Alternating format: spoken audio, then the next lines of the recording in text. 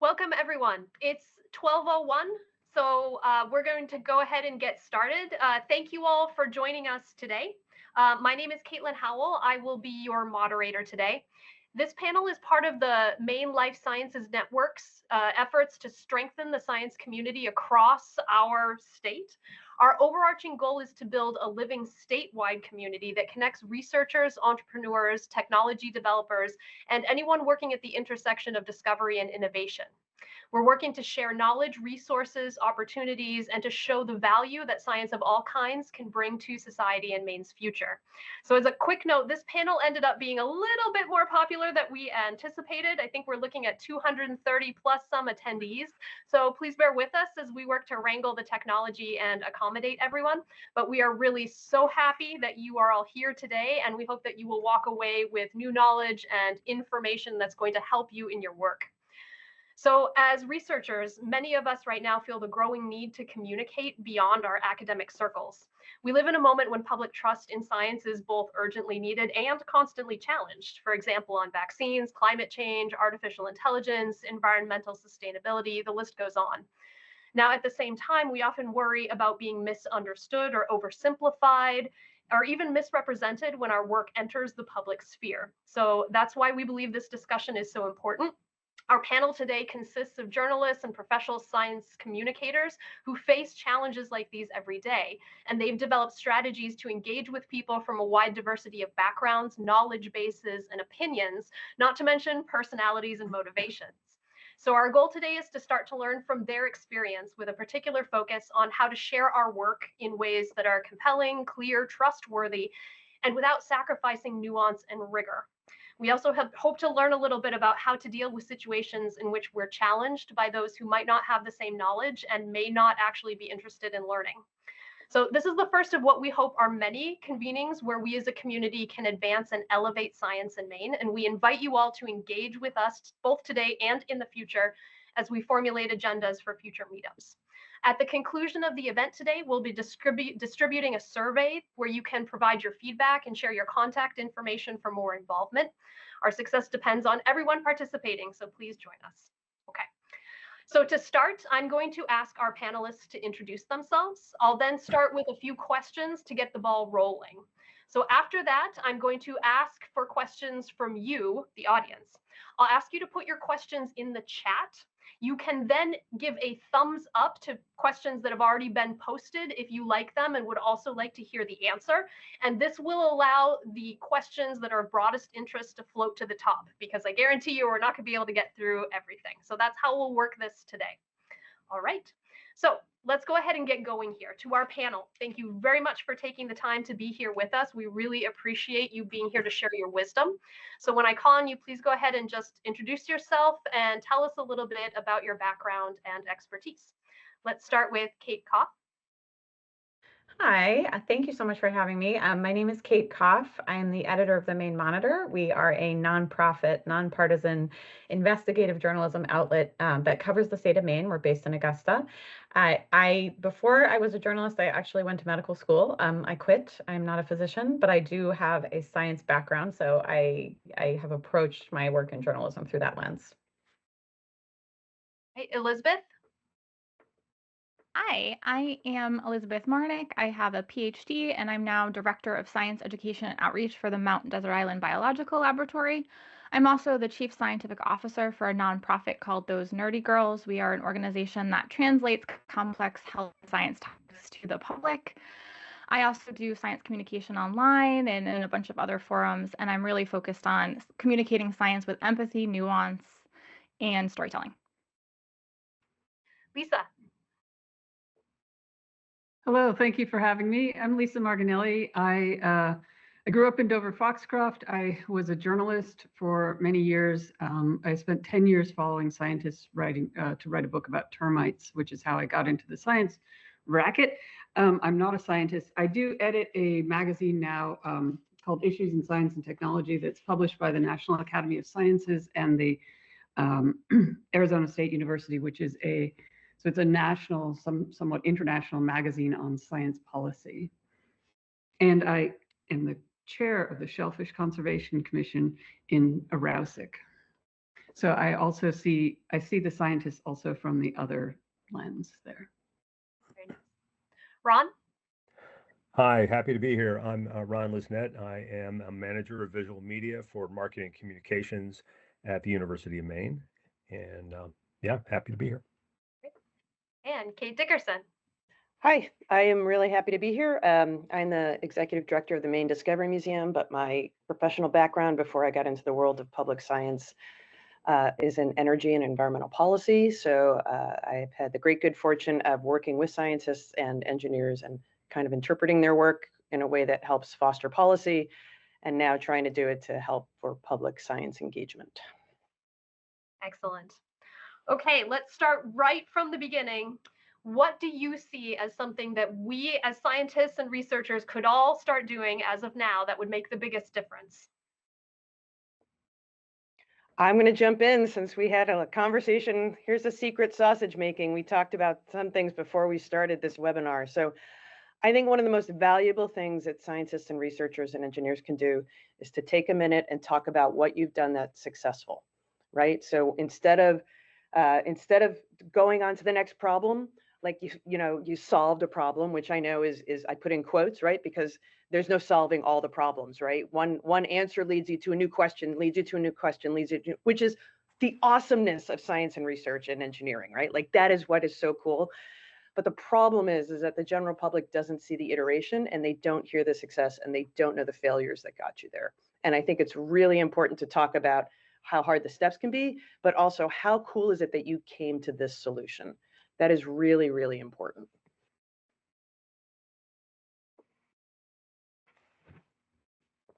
And I'm sure we'll talk about this a little bit more, but make sure the media is not a monolith. I know we talk about it like that quite a bit, but the media is not a monolith, and there's no sort of centralized training for journalists. So everybody is coming to this with a different level of understanding for their own and knowledge base, and for their own particular publication, a different need. So make sure you understand the audience as much as possible.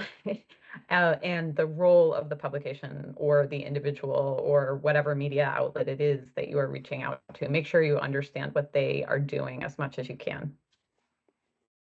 I had a boss when I first started who he always one of his prompts to all the people that work for him is, how do you answer the so what question? And I sort of really took that to heart. It's, you made this discovery, you found this new technology, or whatever scientific discovery was made. So what? What does that mean for me? What does that mean? If you can answer that question, preferably in like 2 sentences to hook somebody, you're halfway there. And that is a challenge because a lot of problems are complex and they don't lend themselves to being, summarized in 2 sentences or what have you. And, we all have one of these. And I think most people, you're not reading what you're seeing. You're trying to scroll to the next thing that you're trying to see. And you have milliseconds sometimes to grab somebody, in the places where they are frequenting, which is the phone. So it's a challenge to answer that question succinctly and grab somebody's attention. Yeah. Lisa, please go ahead. Sure. So I think there's two things. One is to recognize that there's not a tension between being clear and succinct and being complicated. Like I edit experts every day, like too many hours a day. And one of the things is we really aim for is like clear, short, simple sentences with complicated ideas. Like, do not imagine that you need to sacrifice the complexity of the ideas. What you need to do is really jump out of scientists. When they talk to each other, they use a lot of they use big words and acronyms and ways of describing things like, saturated. Like they use words that mean a lot to other people within their field. Those things keep you from, they are like the coin of communicating with other scientists, and they enable you to be on a level of expertise. That doesn't work with the public. You actually need to figure out what the public needs to know and kind of construct like a cognitive tree or a schema, and then start hanging the information there. But don't imagine that that means that you can't have complex ideas and you can't get across complicated things.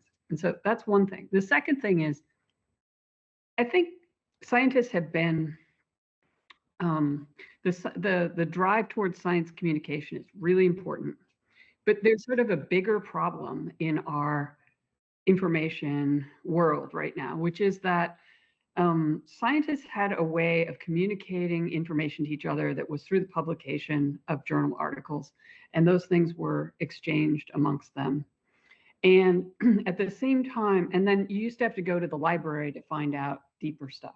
That, with the web, kind of changed that inside out. And science did not really, the major research universities, the NSF,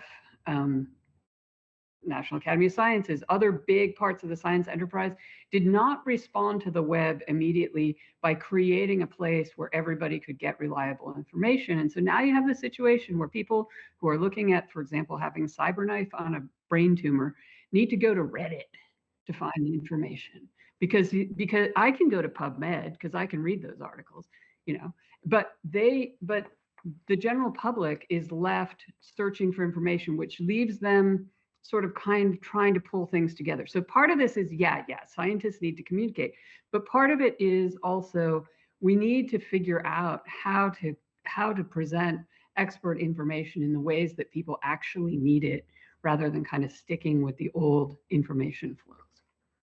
Yeah, I agree. Elizabeth, please go ahead. Yeah, I think that, right, the problem seems pretty insurmountable, and I think that often leads people to inaction because they don't know where to start or how to begin. So I often encourage scientists or whoever it is I'm talking to just start, because there's always a way that you can do it.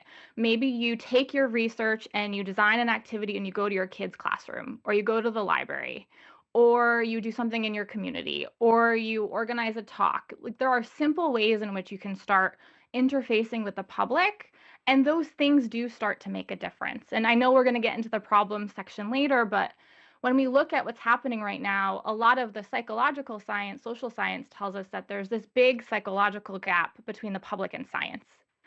And any small actions that we take, like going into a kid's classroom or talking to a friend on the street about what you're doing, can really plant seeds that help us reduce that psychological distance over time. So I encourage everyone to just start doing something that seems really manageable to you, and then you can build off of it as you go. Kate, did you want to add to that? Yeah, so I'm at a Science and Technology Centers conference right now, and we just had one of a panel discussions was like, what does the American public think of science? And they love it. They think it's great, but they don't realize how important things like federal funding are, or that the National Weather Service is actually the one behind the AccuWeather app, right? So even just little tidbits of like, oh yeah, do you really like that thing? That was funded by the NSF 20 years ago, or whatever. Like, there's so many examples where you could just slip it into conversations that people don't realize that when you're in the field, of course you know that, but the general public just has no idea. So following on what Liz said, like just even those small conversations starts to seep in. I think one of the biggest things to take away from this is that this is a long game, and you need to be willing to be able to say the same things over and over and over again, because different people hear it different ways, and it's going to be transformative cumulatively, not in any one event. That makes sense. So in listening to your answers, I'm hearing several of you bring up that you need to know what your audience knows. You need to understand what is their level of knowledge. Now, how do we do that? When you're thinking about going out and communicating with someone, how do you get a baseline read of what they understand, what they know, what's important to them, so that you can start to tailor your message?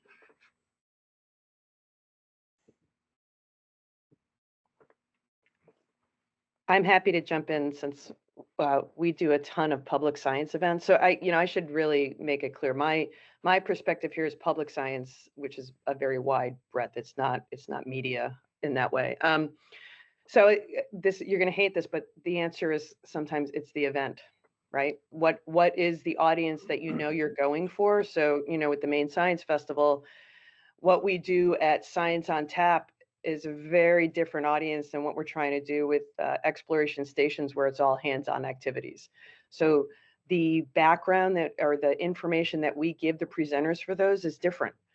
For Science on Tap, it's assume your audience is adults, but assume that they haven't been in a science class since sophomore year of high school, and keep the vocabulary at that level. Right? If it's hands-on activities, it's way worse, because you could be talking to a 4-year-old and you can be talking to a 70-year-old, and you've got to be ready with the language for both of those. And interestingly enough, right, like the concepts are going to be explained the same way, but the language you use is different. So you just have to tailor it to, if you're lucky enough to know the prime audience, you have to tailor it exactly to that. I will say, I think the most important thing is to do what we call normal human language. Keep the jargon away. And if you need to use an acronym, like if you have to define it in a way that is not like making people's eyes bug out and you've lost them from that point on. All right. Kate Koff, and then we'll go to you, Elizabeth. Yeah, I mean, I will say that so I am coming from a fairly traditional journalism background, in the sense that the Maine Monitor is a digital news organization. So we don't have a print product, but we're a digital news organization that has reporters and editors, and we cover a wide variety of topics across the state of Maine. So we have reporters who are specialized in a particular beat, but they don't specialize in one area of science. They cover the environment broadly and energy broadly, right? And we spend a lot of time at the Monitor thinking about who our audience is, and it is complicated for us, but we assume sort of an 8th grade reading level. We also understand that there's a significant portion of the state that is not literate, or is not a significant portion, but there's a number of folks in the state who are not literate, and so we need to reach them in different ways, be that through audio or be that through video. But I guess what I would say is, if you are dealing with a sort of a more traditional media publication that does have an editorial structure, like the place that I work, you read what they have written. So we, at any time anybody pitches a story to me, one of my reporters, a freelancer, the first thing I make them do is, have you done a clip search? What has already been written about this thing? I mean, the first thing for us is like, it's news. So what is new? And to Ron's point, you got to tell me what is new, why this matters, why it matters now. And you have to tell me in less than a paragraph. Because we can look at the statistics on our website and we know how much people are actually reading of what the articles are. And it is, they're reading for less than a minute. I mean, most of them, right? So we all know this from our own sort of scrolling habits. Like, you are reading the headline, and, or maybe you're going in depth into an article. But just keep your own habits in mind when you are trying to pitch a story, particularly to a more traditional outlet. Make sure you understand what they've written about the subject before, because you don't want to go to them with the exact same story that they wrote about 3 months ago. And if you're doing it for a broader audience, like the one that we are trying to serve, obviously you're not going to make your story is not going to be relevant for everybody. But if you're thinking about it in the context of like that beat or that particular, okay, this publication has written such and such a thing on the environment over the past 6 months, what am I offering them that is different than what they have written? That's what's going to be compelling to us. Okay, Elizabeth, and then Ron. Yeah, I think I want to echo what Kate Dickerson was saying a little bit ago, and that there is a lot of the work that I do both in my own personal science communication. So I'm in this interesting kind of ecosystem where, for my day job at the MDI Biological Laboratory, I'm designing outreach activities that are more like what Kate Dickerson does at the Discovery Museum. So I'm working with a variety of audiences there, but also running with collaborators training programs to help train other people in science communication in other areas as well. So I kind of think about it from a variety of different perspectives, and I really focus a lot on plain language writing. So if you Google plain language writing, you can find some really great tools and resources to help you simplify the language in which you write and in the language which you talk. And I think what's really important for scientists, and I am a scientist by training, and I have kind of left the bench to do more of this work, is that when you are entrenched in research, you don't realize how much jargon you're throwing in all the time. And my favorite example of this is I like to meal prep. And recently I was telling my husband I was aliquoting meals. And he was like, "What in the world are you talking about?" He was like, "What is aliquoting?" And I was like, "Oh, I'm portioning out the meals." Like, because it's just entrenched in the language of who I am. So it's really hard when you're first entering into the like interacting with public in this way to really realize that. So I often encourage people to write things down and then start circling all of the words you use that are jargon, or have your partner or your friend or your grandmother or somebody else help you start identifying how much jargon you're using so that you can start to find ways of replacing it. And like any skill in life, it takes practice. And the more you do it, the easier it will come. That a word might pop into your head. And if you're talking to the public, you'll realize, oh, I got to switch that for something else. And then once you start practicing that, it will get easier to do that. But it does take really awareness to identify how often you're using those words without realizing it. Because when you use those, that puts up a barrier, and the person trying to understand what you're saying or reading what you're writing isn't going to necessarily be able to do that. Yeah. Ron? So back in the Middle Ages, I worked in local TV news.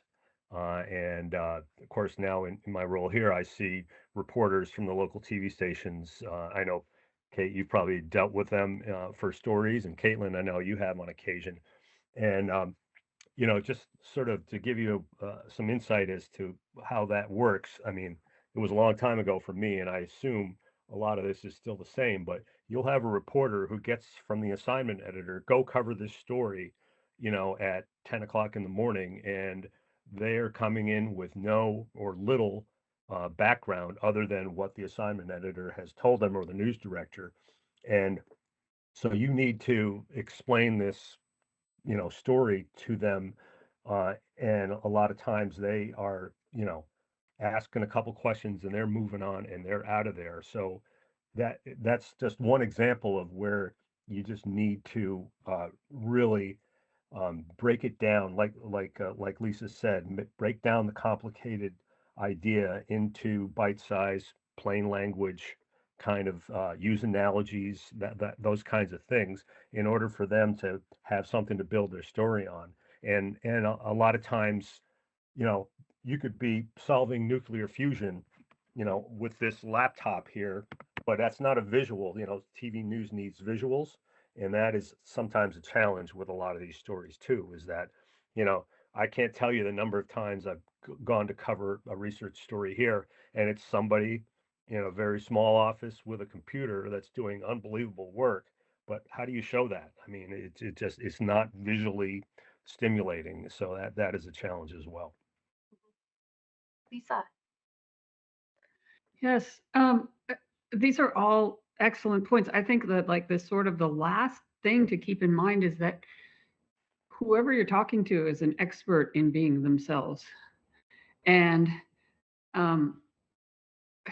when I was a kid, we played this game on the playground called that where we'd say like, "Back off, I'm a scientist," which I think came from some TV show. But the fact is most scientists are actually working at the expense of the public. And so one of the things to recognize is that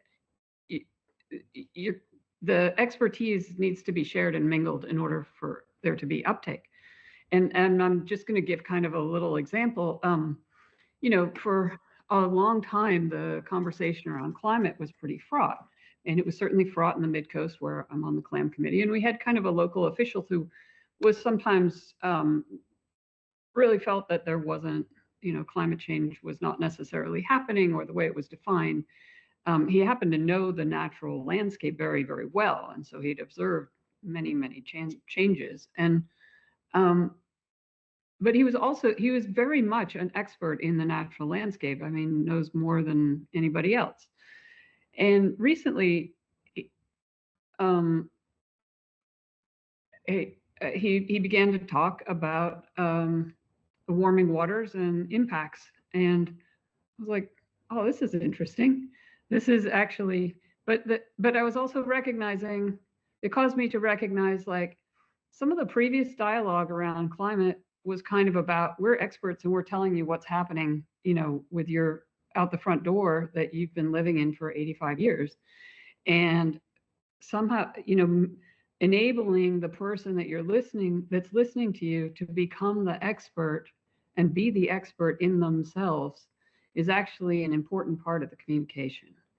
And this official all along had been the expert, and some of the expert knowledge had come along to displace his sort of understanding of expertise.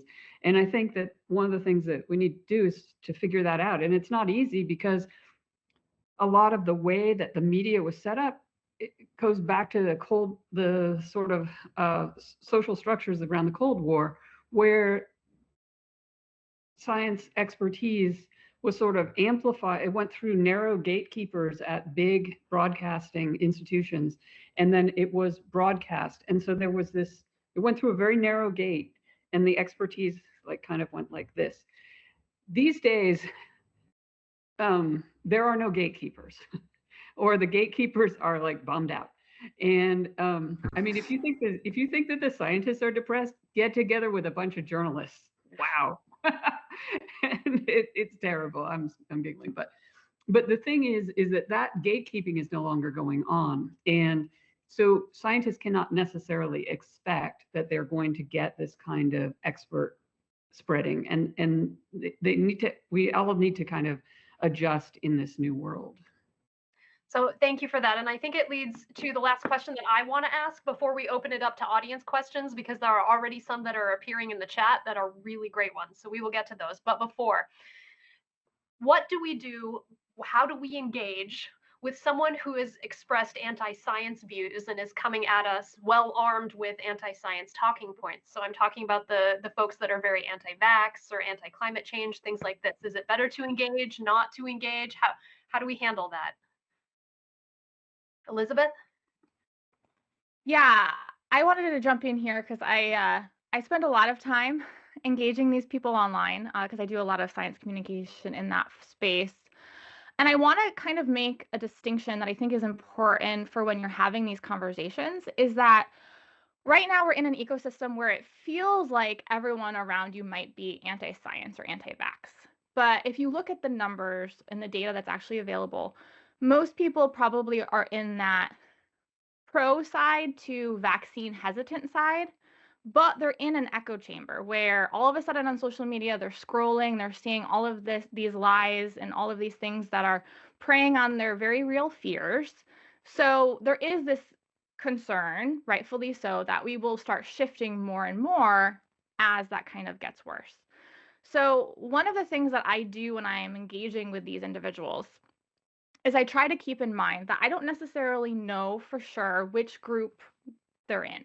I might have preconceived notions, but if I don't know them like very well, I try to be very careful assuming anything about their belief system.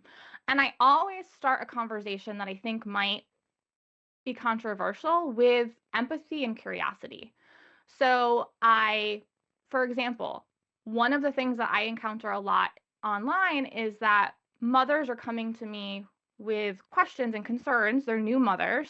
They're seeing all these lies about vaccines on social media.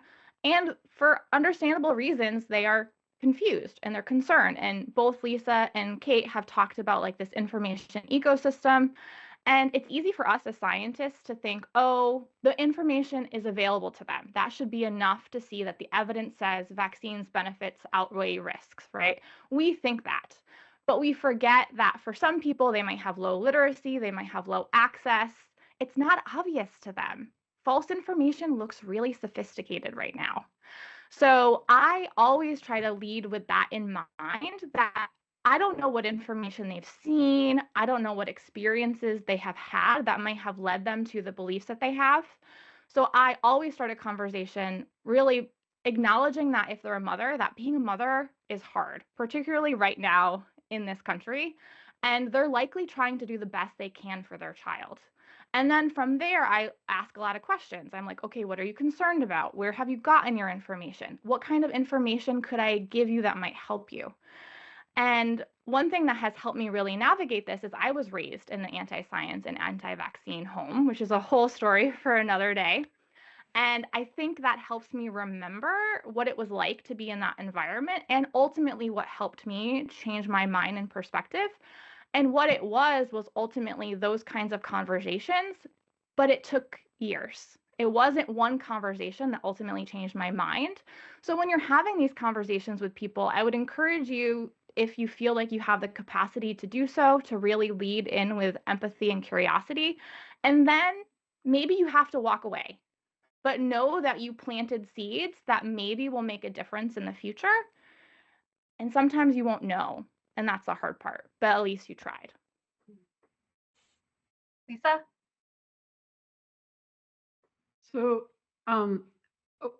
So we've been publishing a lot of pieces about misinformation and understanding misinformation, and there's certain ways of framing it in the science community, because the science community is, the job of the science community is generating knowledge, and then there are certain ways that you assure other people that you're following the rules of knowledge generation. So scientists have a whole set of rules, whether they realize it or not, about knowledge generation and whether or not knowledge is good. One of the things I think scientists don't really recognize is that those rules constitute a society, and that there's this whole social aspect to knowledge. I placed two pieces in the chat, one by someone, a Canadian woman who was an anti-vaxxer and has now become a pro-vaxxer, and another one by the information, I think she's a sociologist, Claire Wardle. And what both of them deal with is that there are sort of social in-group aspects of different kinds of information and beliefs. And information is, scientists see information as the facts. What they don't realize is that they're bound by seeing the information as the facts, and that makes them a society. So there are other groups, for example, anti-vaxxers, who have communities based around talking about this, and identities that are based around that. And so the information and the identity are really confused now in a way that actually mirrors what scientists do, but it's kind of like the inverse. And so it's a little hard to understand, but as Elizabeth was saying, that leading with empathy seems to be really important, to recognize that there are reasons for the person having the beliefs that they do, and also really trying to understand where we might sit in that the beliefs do not necessarily make us right. They might be the best science, the best knowledge available, but you actually really have to listen to what other people are saying and to engage with them. And if you understand that the information itself has a social component, then you can see how important it is to actually do that communication yourself. Kate? Yeah, I mean, I will say, so, I'm a journalist. I'm not an advocate or a scientist, so we don't necessarily see it as our role to push back in that way. But what I would say is that, there's a lot of echoes here in the way that we just approach journalism generally, which is that like Lisa said a while ago, and like Elizabeth said, you really, our job is to listen. And to ask questions and to go into everything with an open mind. I actually think journalism is a lot like science in the sense that you sort of start with a hypothesis and then you go out into the world and you test it, and you test it by talking to people and by truly listening to what they have to say. And I think, to what Lisa said at the very beginning, treating everybody like they are an expert in their own lives, which is, you know, something I mean, I've seen it for years in talking to folks like fishermen down east who were talking about climate change, and the word is sort of verboten, right? Like that is not the phrasing that they would use for it. But if you ask them, you know, sort of pointed questions about the way that their work has changed and the season has changed and the shifts in the lobster populations and all of those things, I mean, they are describing the changing Gulf of Maine. They are describing the warming waters and the real on the ground consequences of that. And if you approach them like they are those experts, and you give them the space and time to talk about it, you get a lot farther than sort of asking them like, you know, are you seeing the impact of the warming waters up here in Jonesport? So. Okay, Lisa, want to wrap us up briefly, and then we'll go to the audience questions? Oh, okay, your hand's up. I'm sorry, the hand was just up. Let me undo it. No problem. So I'm going to go ahead and start in. So one we have that's being upvoted quite a lot here is we hear a lot and tend to focus on clear science communication, and that the public doesn't understand the science process and science results, and that the mistrust in science comes from that. But we trust airline pilots without understanding how lift works or how thermal flow in jet engines works or airport procedures. So what are we missing? What is the difference between these two? And what would an equivalent trust look like between scientists and the communities that we serve? Yeah, Kate Dickerson.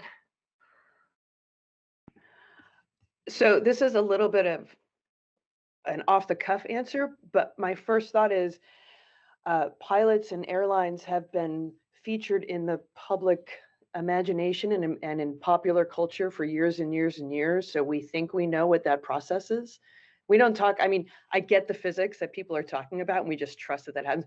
But the real reason we don't question any of the things about the airlines is because they have been exalted, I would argue, in the public's mind in many ways. So we just have bought into they are the experts.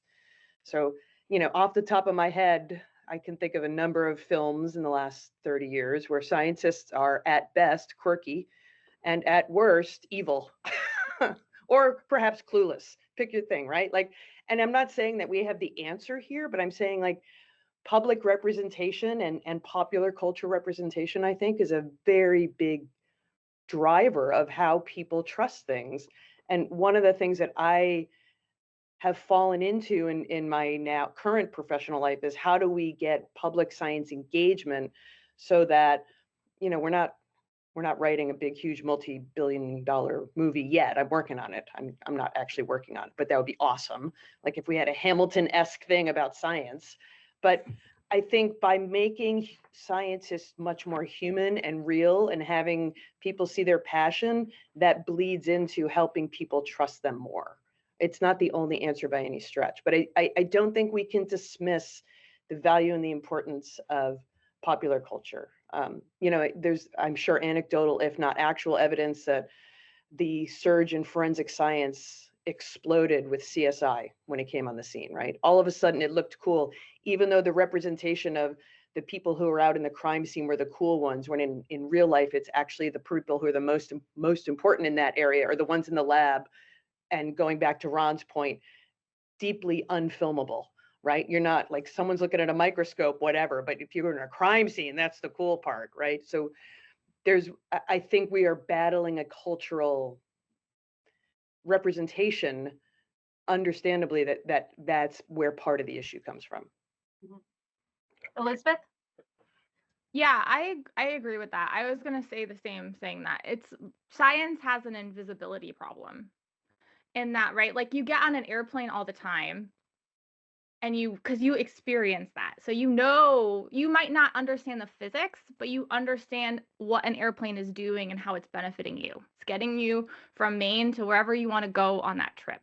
Same with a car mechanic. You understand just intuitively that like you have to take your car to a mechanic if you're going to be able to have it keep driving. But it's not true for most other areas of science, right? Like a lot of what we do is so intangible to the public. It's so far and distant and removed from them, so they don't understand it. And then when false information, misinformation starts spreading, it's easier to kind of fall into that because you aren't as equated with those systems. And this is why, and Kate Dickerson knows about this, but one of the things that I've been doing at my job at MDI Biological Laboratory is I started an event called Taproom Tales. And it's where I bring community members. So some of them are scientists, some of them are teachers, some of them are whatever, it doesn't matter what their job is. And I help them tell a story that somehow relates to science. And they do it in the local bar. And the reason for that is because I really want to start showing people the ways in which science shows up in their everyday lives in places they don't expect, because that often isn't the first thing people think about. The first thing people think about when they have knee pain is going to take Advil, but they don't think about, oh, all of the science that helped us get to that pill that you're taking so that you can go run or go do whatever that activity is. So telling more stories about that can really help ultimately convey what it is that we're doing and why it matters to the public. Ron? I think people want resolution, and sort of what riffing off what Kate said earlier. You know, the discovery only leads to more questions. It's like, I don't know if anybody remembers that movie Parenthood with Steve Martin, and Jason Robards plays his father, and he's talking about fatherhood, and he's like, you never get to cross the goal line and spike the ball. It just goes on and on and on, and it never ends. And that is sort of, people want resolution. They want, this cure happened and now this problem is solved, and it doesn't work like that. It's an iteration that, and that leaves people confused and less satisfied, unfortunately. Mhm.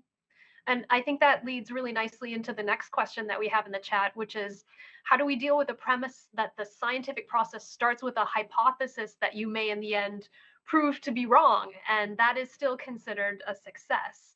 So I think this goes along with, it may not end, but what if the ending is something that we won't expect, a failure, because we still get information from that. So how do we start to frame these things so that people would understand?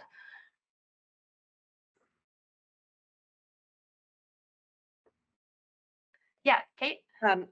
Maybe it's because right now I'm in San Francisco at this conference, but I am so over hearing about fail fast, fail quickly, in the sense that, like, first of all, I think it's inaccurate, but also I do think we can steal from that in the fact that, like, there are people who exist in this world who recognize the value and the importance of failing, and they celebrate it and they've embraced it. So I think scientists could learn from that. Like, I actually think scientific failures are the best stories, because they so often lead to this right turn that nobody saw coming. Like, I have had a fantasy for years to team up with Jen Shepard at Penobscot Theater Company to do a sketch comedy of some sort, of like famous or failures of famous scientists, so that we could talk about all the things that they did that didn't work and that got them on the path that made them famous to us, right? Because there's so many. So how do we square that? I think this is where we can steal from Silicon Valley and the entrepreneurial mindset. Like, yeah, we did this experiment and it failed, but wow, did we learn this and this and this? Which, by the way, when you're in the world of scientists and researchers, they talk about that all the time. They just don't talk about it to the public, right? It shows up. Liz and I had talked at length when the COVID vaccine came out, right? Like, that wasn't some new thing. That was 20 plus years of research that got us there. Some failures, some huge successes, but to the rest of the world, it came on the scene like, whoa, brand new stuff, and brand new-ish, yes. But I mean, I think we need to embrace what other innovative cultures in society have figured out how to embrace. Elizabeth? Yeah, I think this echoes back to something Lisa said earlier, in that we really have to be better at trusting the public with uncertainty and nuance. I think a lot of times we have like, oh, if we are uncertain about XYZ, then the public are going to trust us less. When the data out there really shows that being upfront with what we do and do not know, and failures, successes, all of those things actually helps the public trust us more. And I think we need to be we need to be very careful about how we frame that. We need to be very clear in how we communicate that, but we should be trusting the public with uncertainty and nuance. I'm going to just jump in really quick. One of my favorite things when I started the Science Festival was when I would talk to academics and convince them that they needed to be on this panel. And they would say, what if someone asks me a question I don't know the answer to? And I would say, please tell them you don't know. Like, that's the whole point. You don't know. I'll get back to you. If you really want to help them, you'll say, I'll get back to you. But I think one of the most important things we can say is, I don't know. Kate, you I want to agree go with that. Yeah, I mean, I agree. I mean, I think one of the reasons that we are in sort of the misinformation ecosystem that we are in today is because science is often presented as this firm, certain thing that, and then when it fails, or when the public, deems it to have failed because the message that was presented at the outset turns out to be inaccurate, then you lose so much public trust. I mean, I think we saw it in COVID. I think we, obviously the internet has contributed to this, and sort of like the fracturing of the information ecosystem, and the fact that we don't have gatekeepers anymore is also a huge part of it. But I think, yeah, saying I don't know is really valuable, for us journalists too. If you just tell us, well, I'm not sure. But you can also follow that up with, uh, here's another person that you might want to talk to who can give you another side of this or another perspective. I really, appreciate when, at the end of every interview, I ask two questions, and one of them is, who else should I talk to that I haven't spoken to yet? Not every journalist asks that question, but if they don't ask it to you, then tell them. And if you forget, send a follow-up email. Also, you can also send follow-up emails saying, I'd just like to reiterate the most important points that I see from this conversation. You can also, and I'm speaking from sort of a world of more traditional journalism, but you can ask to have an on-background conversation or an off-the-record conversation about the work that you're doing. If you do want to communicate, if you want to be a little less careful with your language and you want to be able to communicate sort of more freely, you can say, well, let's have an off-the-record conversation first, then we can have an on-the-record conversation afterward. Journalists do kind of hate this, but we will do it, especially in scenarios where we are trying to understand something that's really complicated, and we don't want you to be beholden and feeling like you have to be perfectly accurate with all of your phrasing. So yeah, saying I don't know is great. That's really great to know. Elizabeth? Not to belabor this point, but I think we might have some trainees in the audience today, and I saw Greg Cox was on. I don't know if he still is, but he was on my qualifying committee when I was getting my PhD, and I don't remember if it was him or somebody else in my committee at that time told me how much they valued that in my qualifying defense I said I don't know to a couple times when I didn't know the answer. And I think that's something that you can take in your scientific career, but also in your public career. It's never a wrong thing to say, I don't know. It is a wrong thing to lie or try to bullshit your way through an answer. So it's better to say, I don't know, if you really don't know. And you can always find out the answer later. Or sometimes there's not an answer. So the next question I have for you is, it sort of feeds into this a little bit.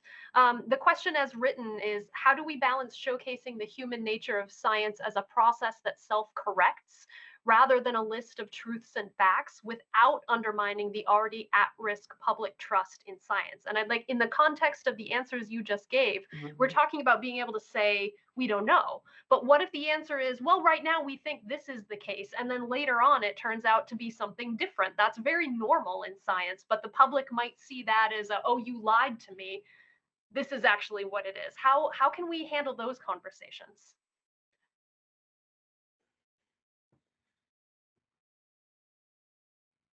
Yeah, Lisa? This is going to be disappointing, but I'm not sure that that's a single conversation. I think that's an entire stream of experience. And before we had the model of science that we have now, we had extension service and land grant universities and 4-H. And I was a 4-H kid, and probably a lot of other people were. But you end up doing like little experiments constantly as a kid, and you're gathering data. That whole sort of setup empowered people to use information for their lives. And it was that getting the, they didn't start 4-H clubs because they wanted to do something with the kids. They started the 4-H clubs because they couldn't figure out how to get farmers to use better scientific seeds and farming practices back in 1900. And they were like, the topsoil was washing away and it was just a complete mess. So they were like, well, what are we going to do? And somebody figured out, well, we can make the kids compete to grow as much corn as possible on a square chunk of land. And then those kids will teach their parents how to do scientific farming, which is exactly what they did. And that's why we were able to have this giant explosion in food by the 40s and 50s as everybody adopted these things. So it's not just a single set of conversations. It's a whole culture of engagement with these scientific processes and with questions. And I think that that's one of the things that, Maine has a lot of potential to do that, to have like tremendous engagement all across from childhood all the way through, because so many jobs here depend upon tourism or extractive resources, or healthcare, to name probably the big three.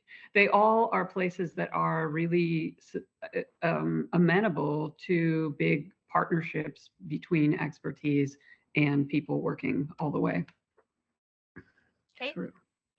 Yeah, I will follow up on that. So those of you who are in formal labs and doing basic research or intensive research, academic research, don't forget about those of us who are in the engagement with the public field and can start setting those examples, right? Like at the Discovery Museum, whether you know it or not, if you come there with a 2-year-old, there is exploration and curiosity and question asking going on all the time.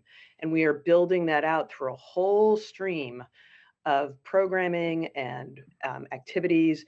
And, it's not just me, it's 4-H, it's Challenger Learning Center. There is a network of us whose job and whose mission is connecting the dots. And since I've been in this position, my whole focus has been connecting the dots to what's happening in Maine, right? So don't think that you have to do this all by yourself, right? Like I think one of the most important things to realize if you're a researcher is maybe you're not the best person to talk about your research in general terms by yourself. And that is okay. I don't think anybody wants me to go and talk about your research in detail to other people. So use those of us who have figured out how to do this type of communication and partner with us so that we can build, the rising tide thing. Elizabeth? Yeah, I think this is where I will also plug storytelling. So, and like Kate was just mentioning, you don't have to necessarily be the one who is telling the story, but you can partner with journalists, you can partner with other people to help you tell a story. Because oftentimes as scientists, we don't default to thinking about engaging the public through storytelling, but there's a lot, and there's always more research coming out really that our brains are wired for stories. And stories can often be that way into a really difficult conversation or a way to open people's eyes to a new perspective. So storytelling can be one really great way of showing people that navigating process of science and how things change over time. And that is how the scientific process works. But it does take effort. It does take time. It's not something we can all do on our own. But again, you can partner with people who can help you tell those stories. Ron? So yeah, I just expanding on that. I think most people are interested in stories about people and their struggles and how they overcame such and such problem. Um, when we're doing stories about research at the university, I'm always a big fan of, talk to the researcher, yes, who came up with the discovery that saved the soft shell clam industry, but go talk to the clammer, and figure out what he or she was struggling with and how things have gotten better. You can, if you can always tie it to somebody that's experienced something or overcome some adversity, you're going to hook a lot more people, and that storytelling thing is really huge.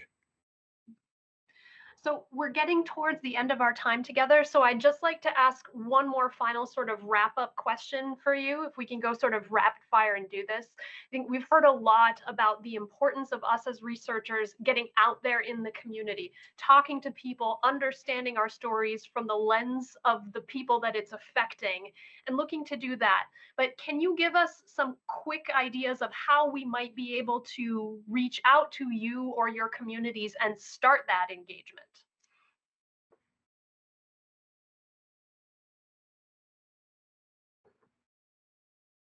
Yeah, Kate. And a surprise to no one, I'm jumping ahead.